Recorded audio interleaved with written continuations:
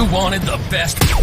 You've got the best podcast. The hottest podcast in the world. The Chris Voss Show, the preeminent podcast with guests so smart you may experience serious brain bleed. The CEOs, authors, thought leaders, visionaries, and motivators. Get ready. Strap yourself in. Keep your hands, arms, and legs inside the vehicle at all times, because you're about to go on a monster education roller coaster with your brain. Now, here's your host, Chris Voss. Hi, folks. Chris Voss here from thechrisvossshow.com. There you go, ladies and gentlemen. The Air Lady sings, and that makes it official. I'm so glad I don't have to sing that line after 14 years.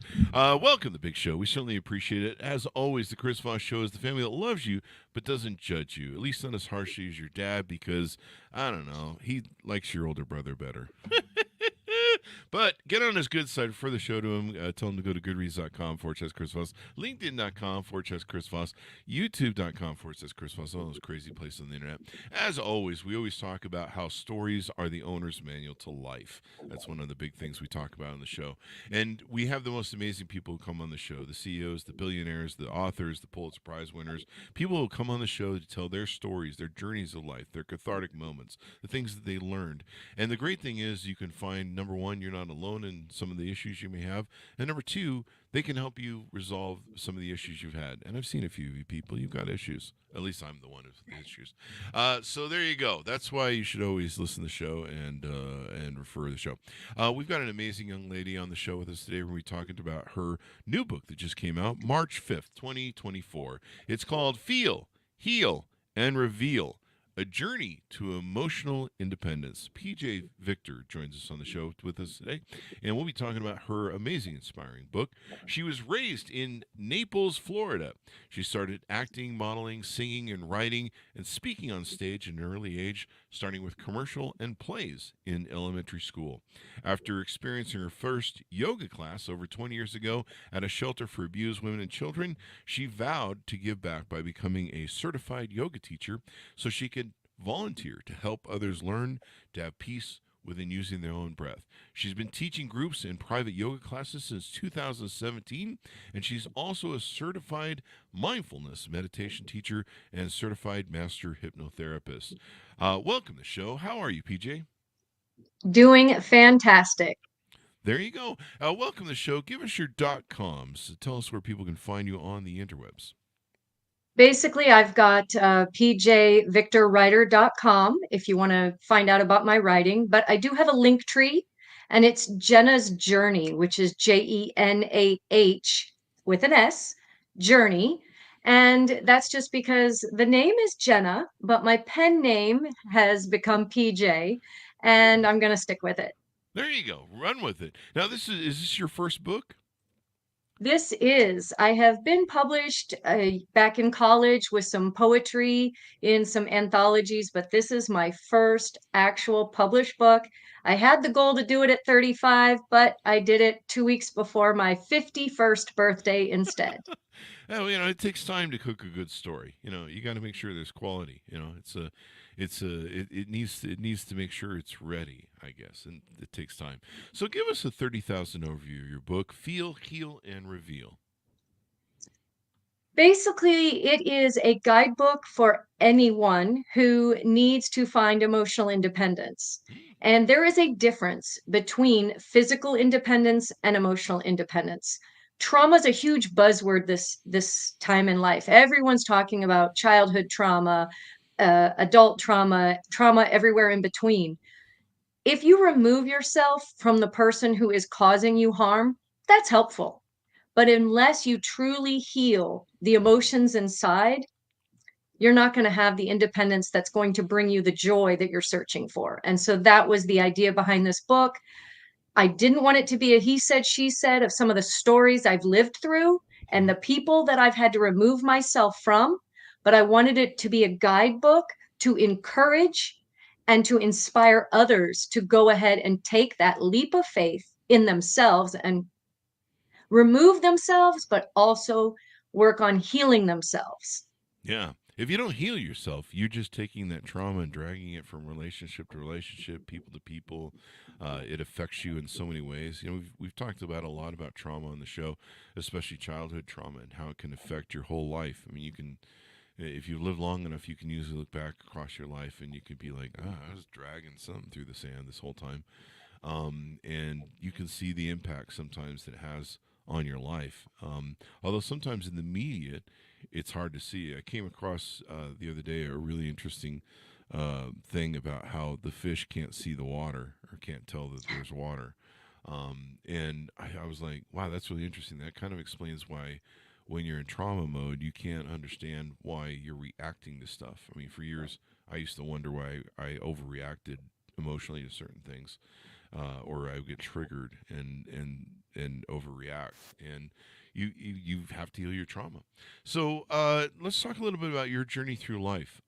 People like to get to know the author as well, and then we'll circle back to the book. Tell us how you grew up. When did you know you became a writer and you wanted to write and start telling stories? I will be honest, this is not in this particular book because, like I said, I wanted to take the personal piece out of it. I Mm-hmm. really wanted people to see themselves in this book. But my trauma started very early when I was 2 years old, because from the ages of 2 to about 5.5, my biological mother was sexually trafficking me so that she could Oh, feed her addictions. And so she wow. was giving me to drug dealers in exchange for drugs. And so you can imagine what these Wow. men did to me at a 2, 3, 4, 5 year old. Jesus. And we talk now about it openly, but it wasn't something we talked about in the 70s. So it took Mm-hmm. a long time Mm-hmm. for me to even understand that it wasn't something that was supposed to be happening to me. Mm-hmm. And by the time I was 8 and could verbalize it to my father, you're still in the late 70s, early 80s.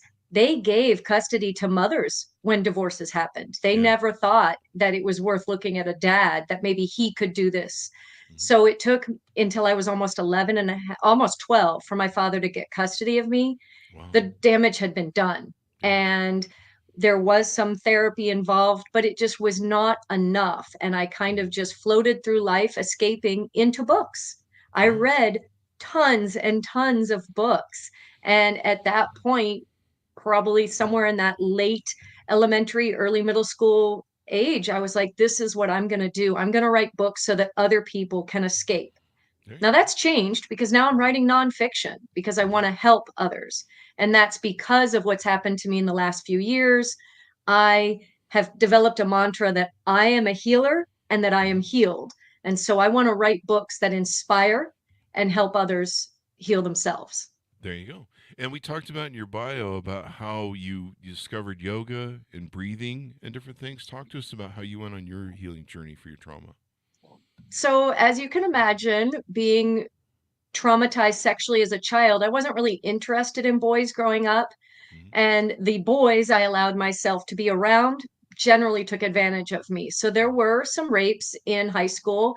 And by the time I did end up getting married, I was married to an abusive man who left me for dead in a closet. And I ended up in a shelter for abused women and children with the help of a friend.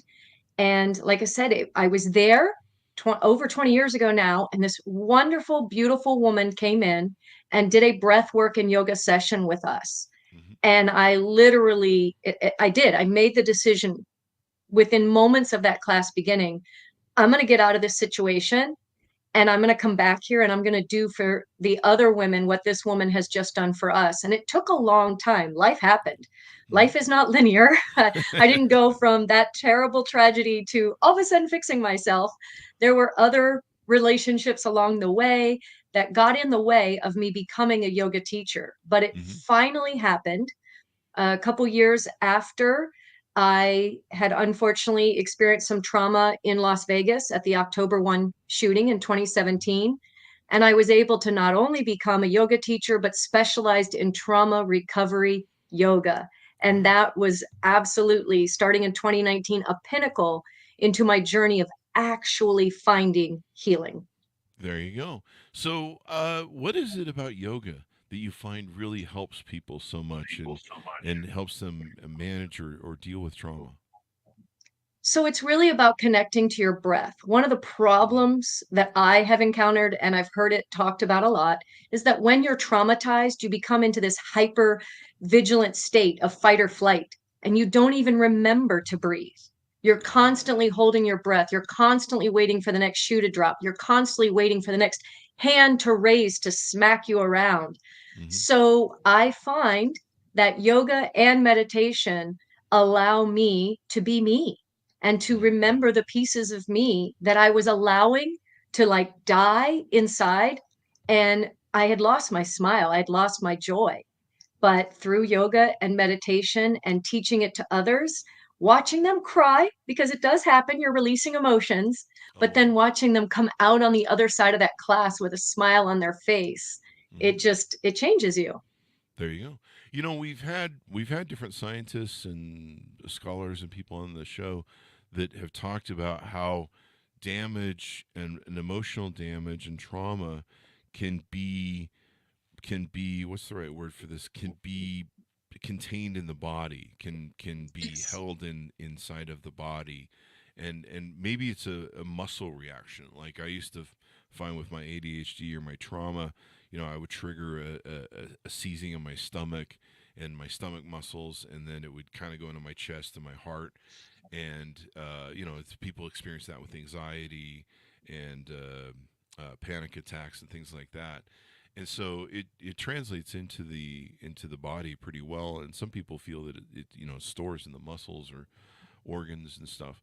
And so maybe that's part of a memory base that the body uses to store its memories, and it's triggered by this. It's beyond my pay grade, clearly. And so it sounds like breathing and yoga helps you figure all that out, maybe wash out some of that stuff. That is exactly what I found, and I will tell you that it's not enough though. I mean, I find that to really find healing, you need a connection between the mind, the body, and the spirit. So for me personally, I can tell you that the trauma had been stored in my body for so long that I developed after the shooting, after surviving the shooting. I had been pregnant with twins and lost one as a result of that shooting. Oh, wow. It was beyond postpartum depression that I Mhm. was feeling. And they wanted to prescribe all these wonderful medications that were supposed to make me better, but it was really only treating the symptoms. Mhm. And so I read a book called The Body Keeps Score, and it made complete sense. It clicked for me to understand, oh, wait, the things that happen to 2, 3, and 4-year-old Jenna, just because you ignore them, just because you don't think about them, doesn't mean that that is still somewhere inside of you. And it really took until August of 2022 when a medical professional looked at me and said, you've developed an autoimmune disorder. You have terrible blood markers. Your lung capacity is failing you. Yes, you have a 4-year-old and you have these other 2 children as well, but you might need, not might, she told me emphatically, get your will in order. You're not going to survive this. Holy And crap. that was a huge wake up call that I needed to do something beyond meditation and beyond yoga to figure out how to bring myself back to life. And it's been a battle, but Mhm. that battle that I fought and won, because I've now been in remission for almost 15 months, Wow. is why I had to write this book. There you go. Share the journey, share the struggles, share the cathartic moments, and help other people that might be going through the same thing. The body keeps the score. I've heard about this book before, and I think that's some of the references that people have made, and talks about how the body, I guess, holds that trauma in the physical nature of the body, and cleansing it and cleaning it is really important. Now, in the book, you talk about the journey to emotional independence. Does it ever end? How long does this go on? Is it can I just do it to the end of the block, or is this something I gotta take a drive with? I wish. The short answer is absolutely no, it never ends. Darn it. The journey of embracing your sensitivity and finding your emotional independence is not linear. I have discovered over the years that there are a lot of highs and there are also a lot of lows. Mm-hmm. And you discover things, you face the challenges. And the key word that was constantly being used with me is wow, you're such a survivor. And I really got tired of hearing that because I didn't want to just survive. I Yeah. wanted to thrive. So I had to learn to cherish the sensitivity, to honor myself, let my emotions guide me to learning how to respond rather than react so that I really could feel this absolute emotional independence. And I'll tell you, there was a relationship that I was in that I did finally get brave enough to walk away. But like many, I went right back in, not under the same terms because I had started to create some boundaries, but they weren't clear enough. Mhm. And honestly, that's when my health took its biggest dive. I was in a toxic relationship, therefore the toxicity was taking over my body. And so I just really feel like, okay, I missed the mark. I didn't write the book I wanted at 35, but here I was knowing with more wisdom that each step forward, no matter how small, is a victory. And maybe if I could communicate that to others, then they would start taking small steps to their own personal victories. There you go. Now, in the book, you talk about being sensitive is a superpower. Tell us about that. So, a lot of times in relationships, and I know it works both ways, men to women, women to men, Mhm. your sensitivity is seen as a weakness, and the other person might try to use that against you. But I really try to drive home in the book, and I do repeat it in a couple different chapters, that you have to remember that being sensitive is not kryptonite. Mhm. Being sensitive in this sometimes absolutely insensible world Yeah. is a superpower Mhm. because it's so pivotal to cultivate environments and relationships that honor your sensitivity rather than demean it. Mhm. And so setting boundaries has become another buzzword in our culture now, but you have to do it to protect your emotional well being. And I've even noticed as I've continued this journey and become much more emotionally independent than I was before, it wasn't just that significant other that needed to be removed from my life. I had to, as I learned from a mentor, fire my friends. There were some friends that I literally had to be like, look, I get it.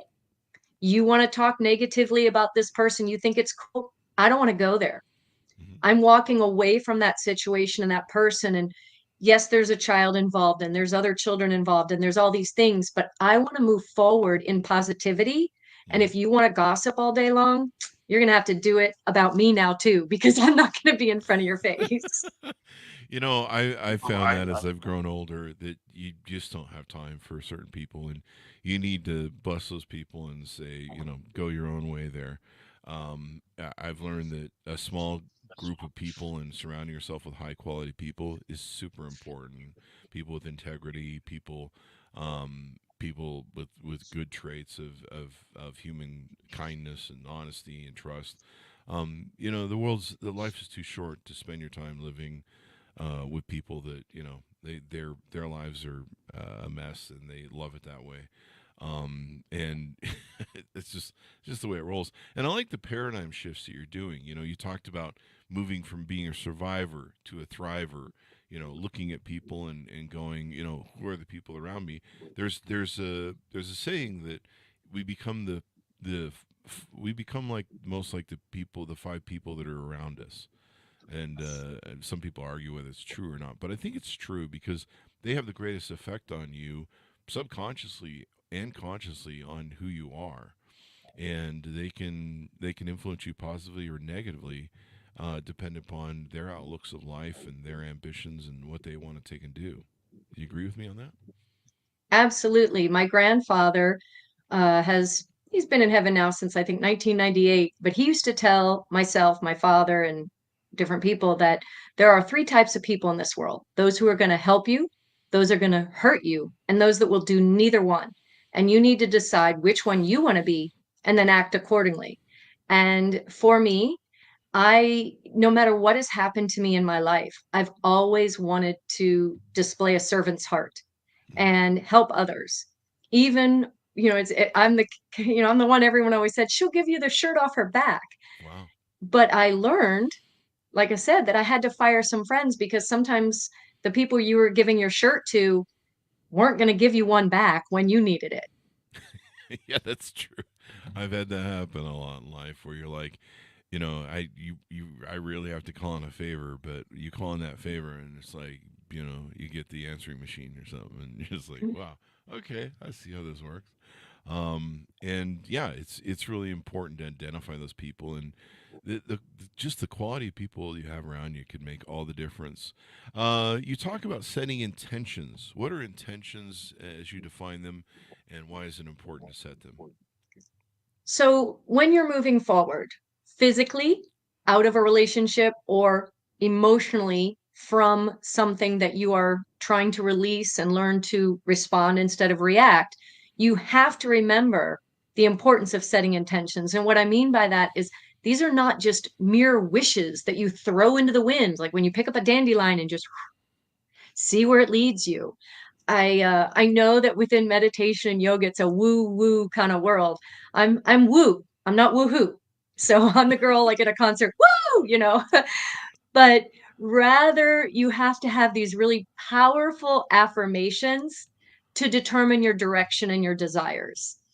Intentions are basically the way I look at it, like a compass that is Mhm. guiding your steps, ensuring that even when the path gets a little foggy and it's raining outside, you don't say to yourself, oh, crap, the sun is not coming out for me today. I'm just going to hide in my room. Instead, you develop a sense of where you're headed and you get out of bed and you open the door and you go out anyway. Mhm. There you go. You talk about how to recognize toxic behaviors. Why do we need to recognize toxic behaviors, I suppose, in ourselves and other people? So we've talked about firing friends, right? So a Yeah. partner and or a friend, they are someone who is supposed to uplift and support you and be a cheerleader, not perpetually find fault and manipulate your emotions. And that was a really difficult lesson. And like I said, it's not linear. I had to learn it over and over and over again, and sometimes with that same person multiple times. So recognizing the signs is not about fault finding. It's not about pointing the finger, because we've all heard, you point a finger at me and you got three pointing back at you. And Hmm. it's not about labeling others. I don't want, and I didn't want to throw this whole book into narcissism and behaviors of that type, but it's true. In order to protect your well-being, you've got to recognize when these behaviors are happening in front of you. And it's really important to understand when an interaction is leaving you drained rather than bringing you joy, having you feel fulfilled. And you've got to spot those red flags, because that's the signal that it's time to set boundaries. You don't want to wait until you've been left for dead in a closet. That Yeah. is a lesson that I had to learn. And that person that person left me physically. We separated, but Hmm. I just found another person who had the same behaviors. And so you do have to keep learning it over and over again. And a key thing that I had to learn was that there is a difference between manipulation and gaslighting. Yeah. And I tried to express this in the book, that manipulation, it starts with these small requests or minor criticisms, Hmm. just for a way that the manipulator can kind of test the waters. And they're Hmm. just laying the groundwork for this dynamic where they're going to hold all the power, and you gradually just give it all away. Hmm. But on the other hand, you've got gaslighting where you feel like you're losing grip of reality, and it is a form of psychological manipulation, whereas Hmm. the victim starts to question their memories and their perception and even their sanity. And I'm like, did I remember wait did that happen? Because the person's telling you, oh, I never said that, or Yeah. oh, I was joking. And so Yeah. you start to question your sensitivity and wonder, oh, I am being too sensitive because they said I'm being too sensitive. But remember, I told you sensitivity is a superpower. Hmm. So over time, your confidence erodes, and it's crucial to understand that those behaviors are not reflections of your worth. Because when you question your self worth, those tactics just simply exert even more and more control over you. There you go. And Would you you mentioned, oh, sorry. go You ahead? mentioned like physical things, like when we talked about the body keeping score, that was like I said, that was the pinnacle for me, being told, hey, you're literally going to die. And Yeah. so the headaches, the stomach aches, the fatigue, they're all symptoms that the body is using to sound an alarm to someone who is literally letting go of their boundaries. There you go. And yeah, people have killed themselves. They destroyed themselves. They destroyed, I think, parts of themselves by the stress and the pain that they carry, the trauma they carry. You know, you see people that go into autoimmune diseases and people that go into what's that one thing I've seen a lot of depressed people get? It's a thing where they lack energy and usually there's a lot of depression going on in their life. There's something that they have unresolved. But a lot of these unresolved behaviors, I think, you might agree, until we resolve them, we keep repeating the same pattern with ourselves, with relationships. We'll pick the same partners. You know, I find a lot of people that have unhealed trauma. They well, let's flesh this out. I was listening to Ryan Taraban, I think it is, that's on YouTube. He has a big YouTube channel. He's a licensed psychologist. And he was talking about something that I heard a long time ago. Like I heard this like 20 or 30 years ago, that one of the problems people that have trauma do or unresolved issues from childhood is they try and find ways to replicate that scenario. And so they pick relationships and people and scenarios that help them try and relive that scenario. And their thinking in the subconscious mind is that they can relive it and they can beat the game and they can somehow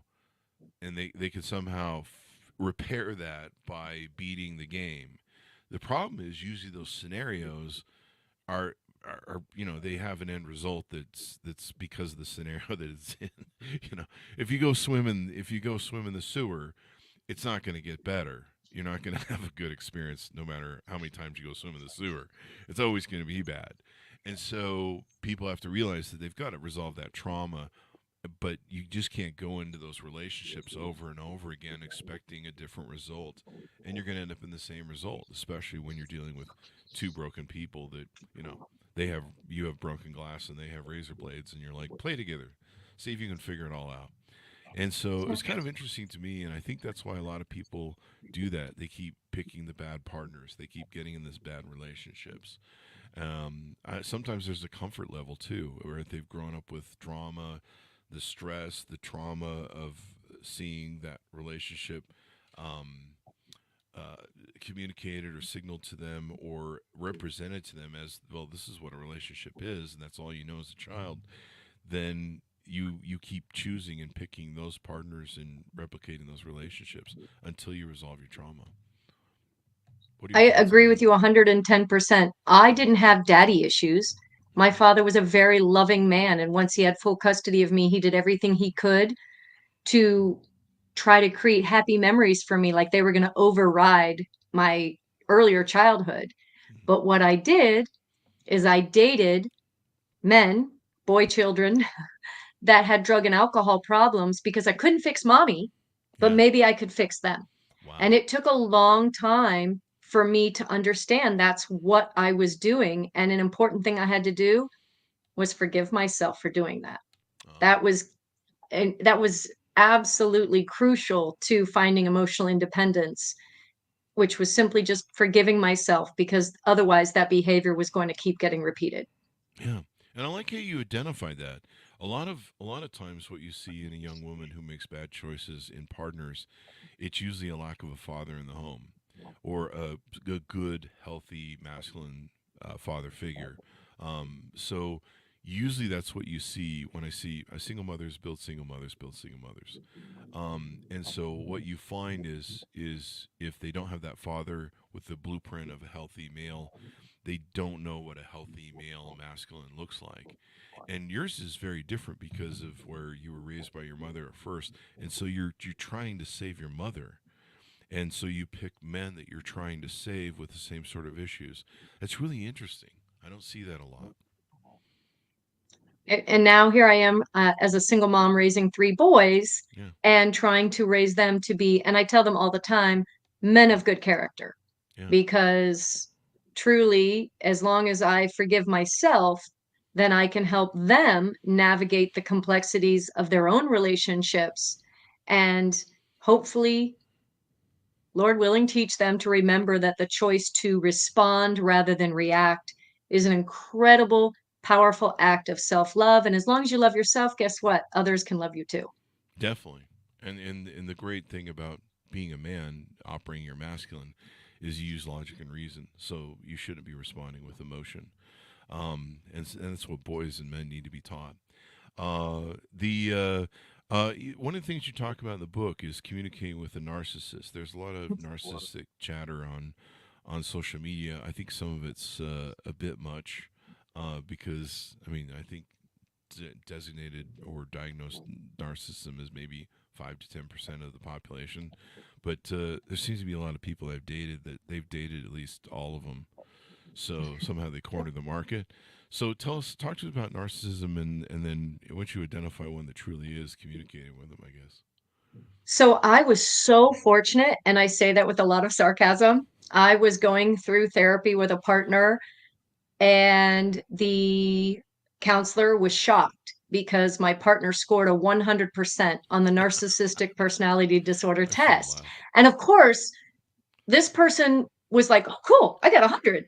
And the counselor was like, in my 30 years of counseling, no one has ever scored over an 80.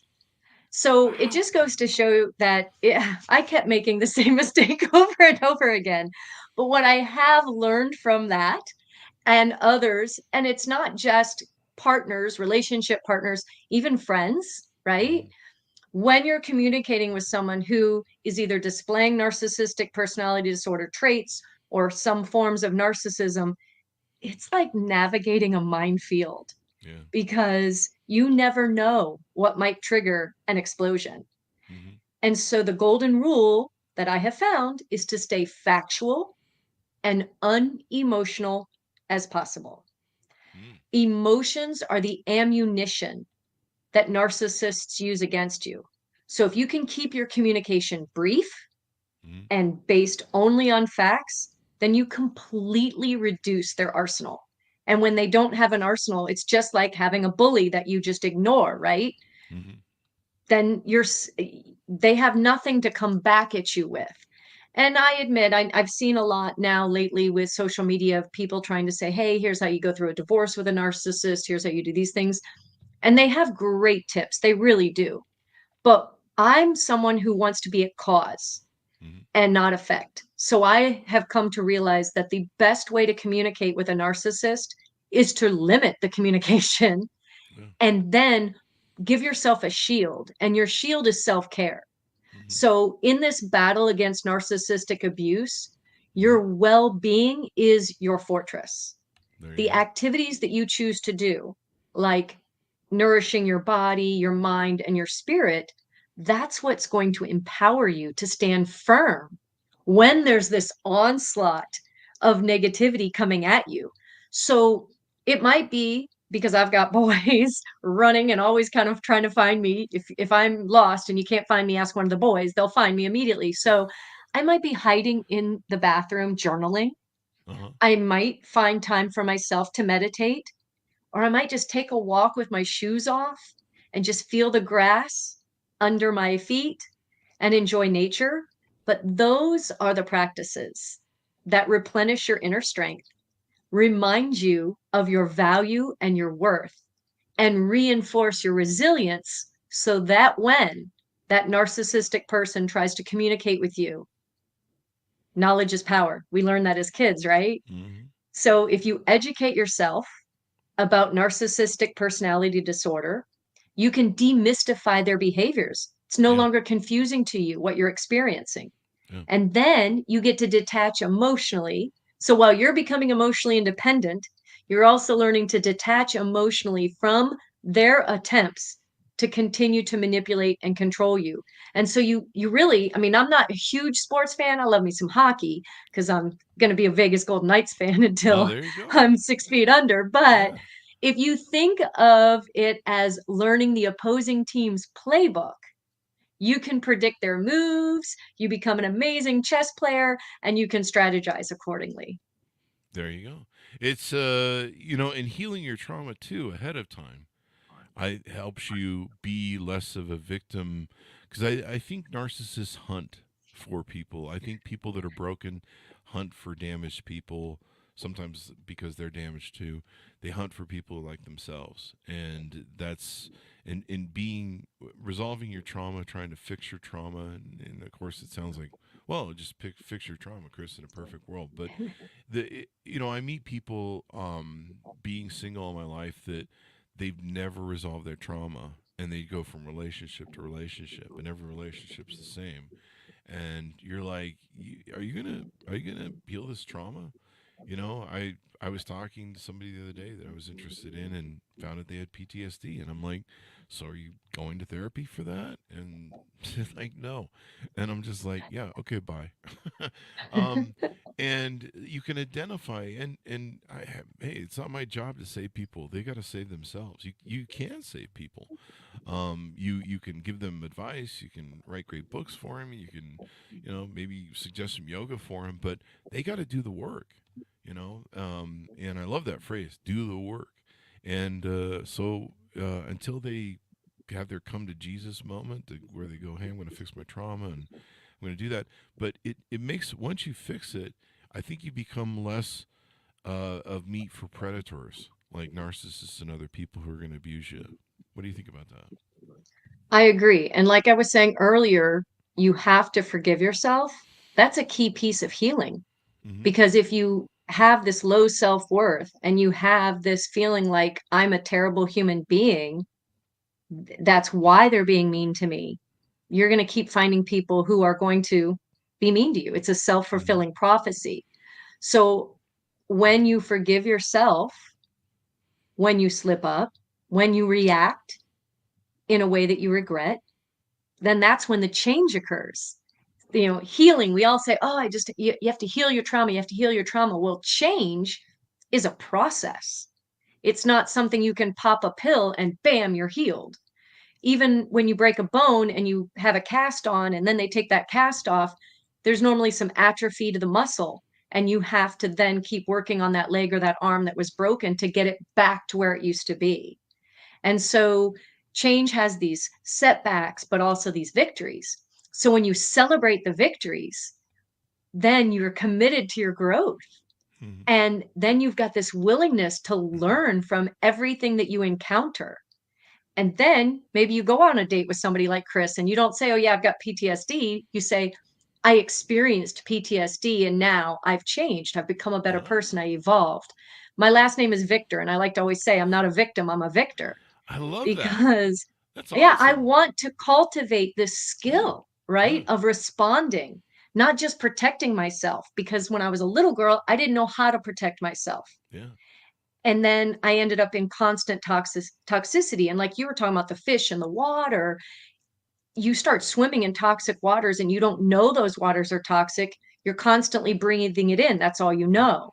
Yep. But once you start to embrace change, once you really decide, and it's a choice, we all have this free will, right? Mm-hmm. Once you choose that you're going to become healthier, once you embrace a more mindful and intentional approach to your own life, all of your relationships get healthier because Mm-hmm. you got healthier.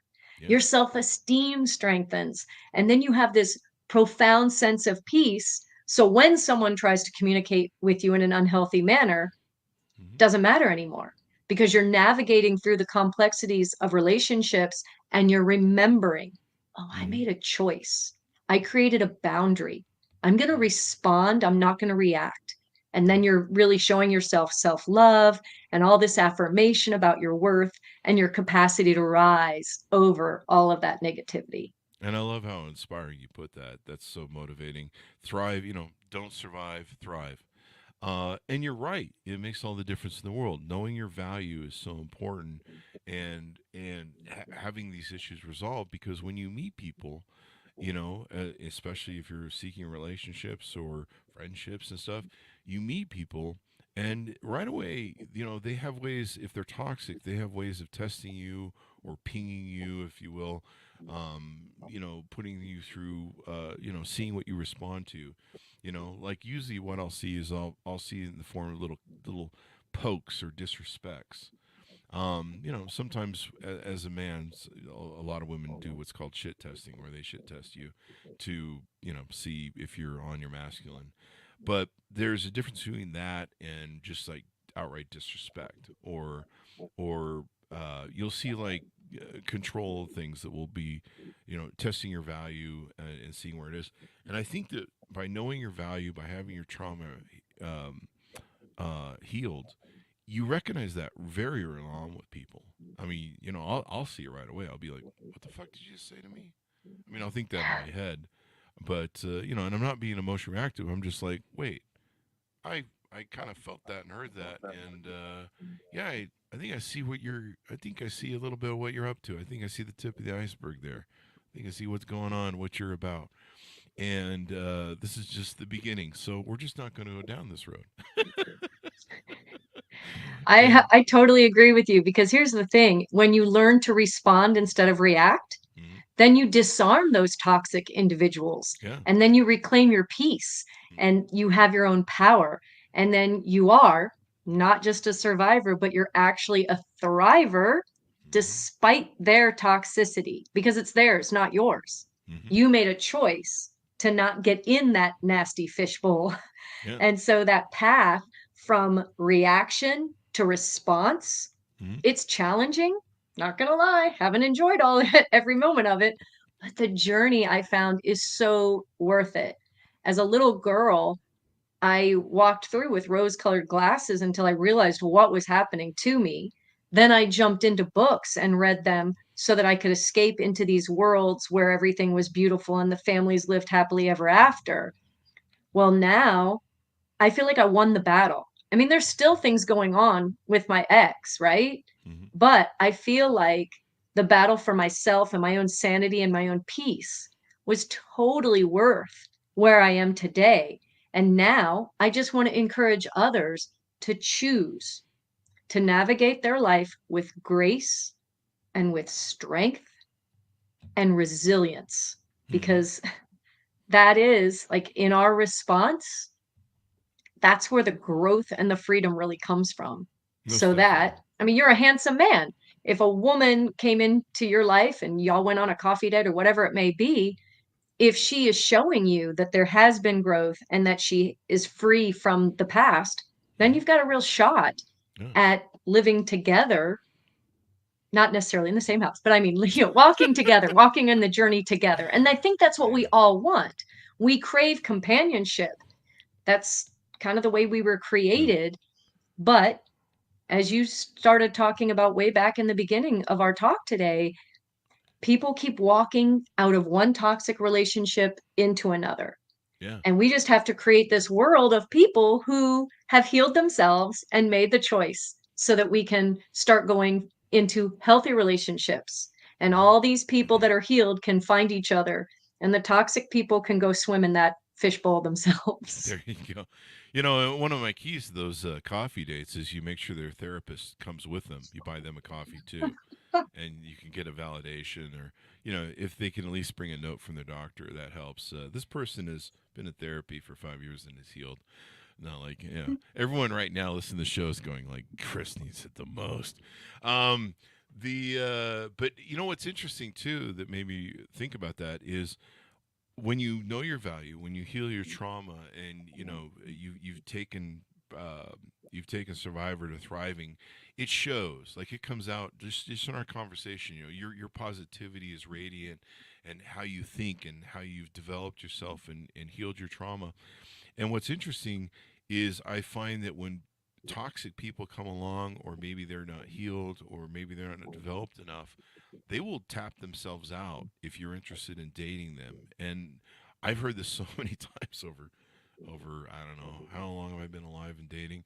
Um, you're not the sort of guy who's going to put up with my shit. This isn't going to work out.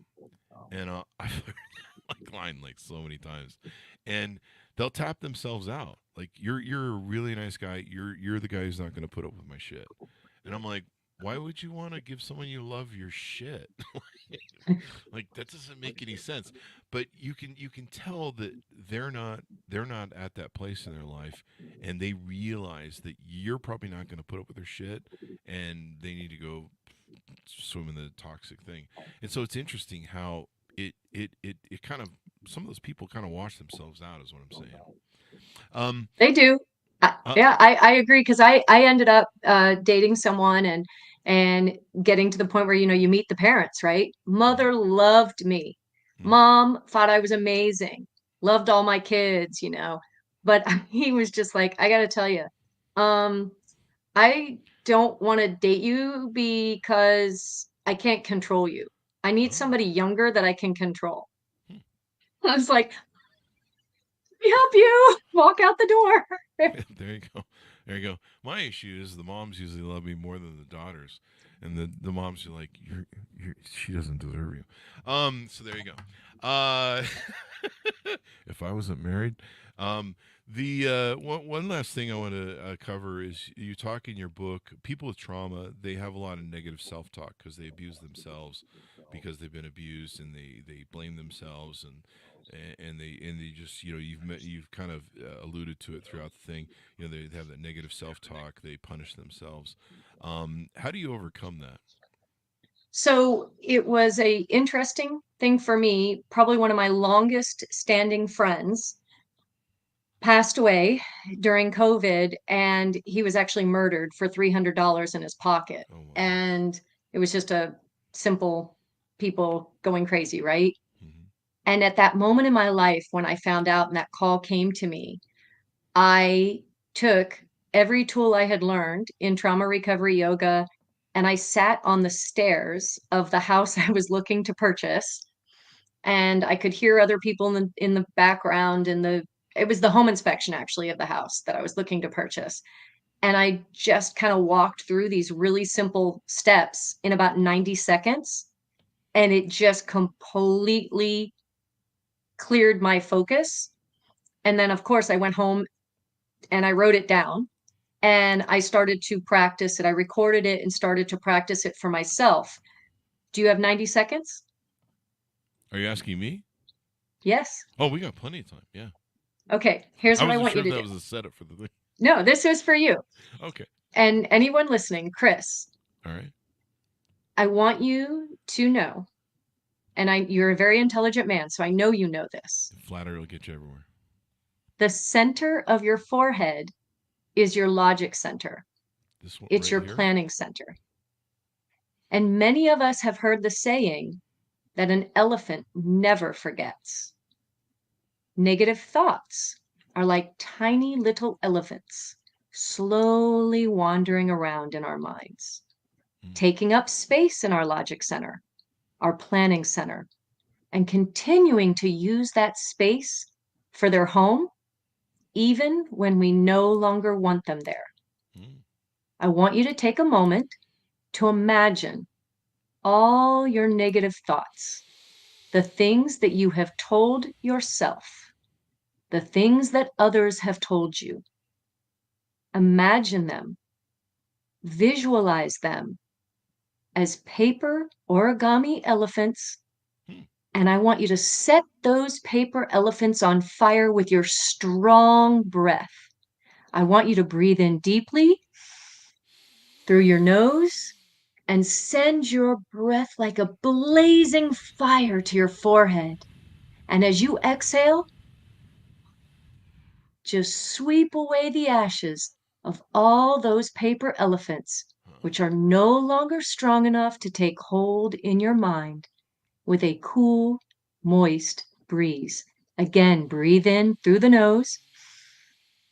Set the remaining paper elephants on fire and exhale as you blow the ashes away, clearing them away, so there is only room for love and happiness to fill your forehead. Ah, I love it. Wait, I have paper monkeys now. No, I'm just kidding. That's Monkeys are great. okay. They can be tigers, monkeys, it doesn't matter. No, they're For just they're me, it just was a paper origami elephant because I had one of my sons loves doing origami, and that's what it is. I sat on the stairs I took my shoes off because I knew that feeling grounded was important, and I rubbed my feet into the carpet of the stairs. And I closed my eyes and I just imagined paper elephants catching fire. And then as I did my exhale, those elephants, the ashes were just blowing away. And I've been now doing that since 2020. So about 4 years, I've been practicing that to really bring myself back to center. It's like a self-regulation process. And, you know, you can do it quickly, 30 seconds. Just imagine those elephants, breathe in, breathe out, 3 breaths, and go on with your day. This is way better than what I used to do with the people who used to annoy me and be in that area where I'd set them on fire. So the judge says I can't do that anymore. So this works well. The no, I like the analogy of where you took and you imagine those thoughts and then you kind of simplify or disassociate by making them paper, and so they don't become so powerful in our minds. And then you use the imagery to wipe them away. And of course, breath is a great way to do it. I mean, I feel a little bit more relaxed now too. And that's really, I mean, this area here, like when I get my facial massages and stuff, oh my God, they start rubbing this area right here, and your whole brain just goes, oh wow, it's like where all you carry all your stress. And so probably because I'm always worrying and squinting and looking at people like I want to set them on fire. So there you go. Give us your final thoughts as we go out. Tell people where they can order the book. Do you have any services that you're offering, like coaching or anything like that, on your website too, as well? So if you go to readysethealed.com, that is where I offer services for quitting smoking, releasing weight, and finding healing with the help of someone to walk you through and coach you through that process, basically as a mindset coach. pjvictorwriter.com, that's where I'm going to start showing all my books. I have another book actually coming out in the next week. My second book coming out. I'm kind of excited about that since it's dedicated to my oldest son. And, you know, I have, prior to coming on with you, I was watching some of your podcasts, and you've got a sense of humor, and it made me laugh. And so I thought you might enjoy knowing, and I'm sure you probably know this, but if it's not in the book, it's a secret, we'll call it an Easter egg that I'm going to give to you. We learn, obviously, about when to walk away. That's in one of the chapters, is learning when to walk away. Mm-hmm. And I think we've talked enough today about setting boundaries and sticking with them. But I have to tell you, my ex told me that he couldn't live without me, but I know for a fact that he's still alive. So it's just more lies. That's unfortunate. No, I'm just kidding. And what I have learned in the process of remaking some of these mistakes I've made, taking an ex back is like eating at McDonald's. Yeah, don't do that. It seems like a great idea at the time, but afterwards you are hugging the toilet and very sick to your stomach. Sounds like Friday. And I'll take it a step further. Taking an ex back is like trying to put poop back into your butt. All you're going to do is get shit on your hands. There you go. Yeah, I think I've done that once. I think everyone has to kind of do it once to experience how fun it is. Not. And yeah, you eventually go back, and you know it seems like kind of cool because you miss each other, but then after like a day or two, you're like, oh, it's you.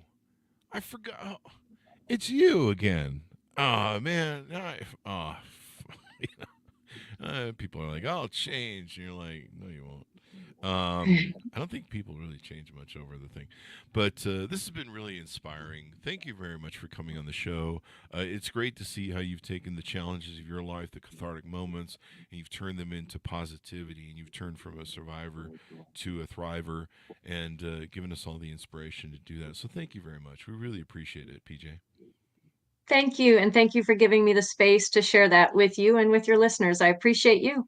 There you go. And give us the .coms as we round out. We like to do the bookends, so give us sure. One more time. So the book is available on Amazon and Barnes & Noble, and it is Feel, Heal, Reveal. Bam! It's kind of exciting. Red is my power color, so this was, you know, honestly, one of the best covers that I could ever imagine coming out with, because I do love living on the water. And that was one of the things I did was release the relationship and come back home. Yeah. So Feel, Heal, and Reveal, it is my first book. I'm super proud. It was like giving birth to another baby. And I'm excited because this is the first of many. Mm. Second book comes out next week, and the third and fourth are slated for towards the end of the summer. And just my goal is at least 4, if not 6 books this year. I'm just not Wow. going to stop trying to inspire and help people heal. Yeah. Well, you're doing an awesome job of it so far. So please continue. Order up the book, folks, wherever fine books are sold. Feel, Heal, and Reveal, A Journey to Emotional Independence. And we've talked about some things that hopefully change some people's lives. Get the book so you can delve in that journey some more and reach out to PJ on our website. Maybe do some work with her because I don't have the elephants running around. Now I just have a bunch of bag of monkeys, but I've always been crazy that way. Thanks so much for tuning in. Go to goodreads.com/Chris Voss, LinkedIn.com/Chris Voss, Chris Voss 1 on the TikTok and Chris Voss Facebook.com. Be good to each other. Stay safe, and we'll see you guys